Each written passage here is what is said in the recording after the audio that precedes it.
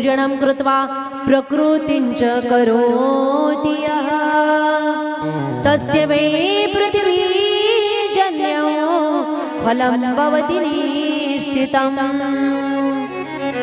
पितरोश्च पूजनं कृत्वा, वडिलांचं पूजन केलं, प्रकृतींच करोति यः,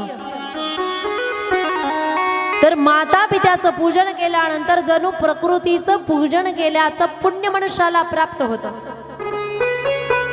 तस्य वै पृथ्वीं जन्य, कारण माता पिता हे मुलांसाठी पृथ्वीच आहे, त्यांचं आधार आहे। पृथ्वी म्हणजे काय आहे? आधार आहे। म्हणून मुलांचा आधार कोण आहे? माता पिता आहेत। म्हणून तुम्ही माझे आधार आहात ना, तर त्याच्यामुळे फल प्राप्त होतं। कोणतं? पृथ्वी परिक्रमेचं पुण्य प्राप्त होतं। गणेशजींनी श्लोकासहित माता पित्यांना त्याचं महत्त्व पटवून दिलं। आई वडिलांना आनंद झाला, बोलू लागले, धन्य आहात तुम्ही की तुम्ही आमची परिक्रमा केली, की ज्या परिक्रमेमुळे खरोखर पृथ्वी प्रदक्षिणेचं पुण्य तुम्हाला प्राप्त झालेलं आहे।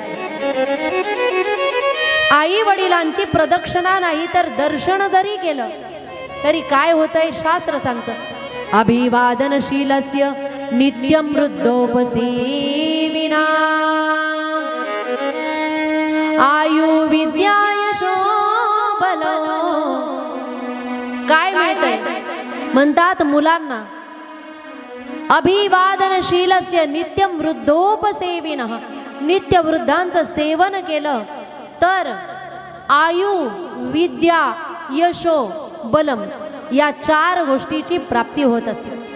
आयुष्यही वाढत असतं, विद्या म्हणजे ज्ञानही वाढत असतं, यशाचीही प्राप्ती होत असते आणि बलाचीही प्राप्ती होत असते।